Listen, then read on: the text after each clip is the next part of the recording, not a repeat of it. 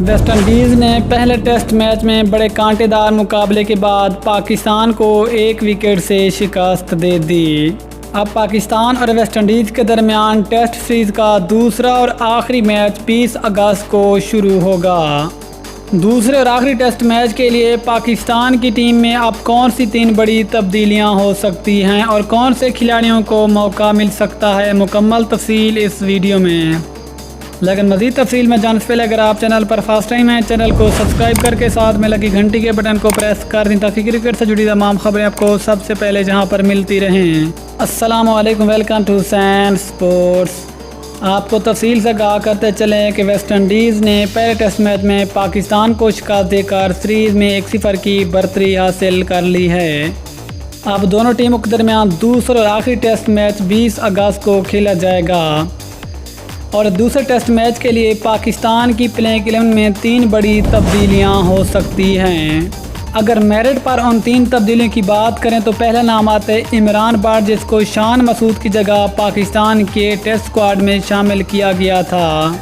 लेकिन इमरान बट अब तक अच्छी कारकर्दगी दिखाने में नाकाम रहे हैं और इस बात के काफ़ी ज़्यादा इम्कान है कि वेस्ट इंडीज़ के खिलाफ दूसरे टेस्ट मैच में इमरान बट को ड्रॉप कर और उसकी जगह सऊद शकील को शामिल करके पाकिस्तान के मिडल ऑर्डर को मजबूत बनाया जाए और अजहर अली से पाकिस्तान की टेस्ट टीम की ओपनिंग कराई जाए।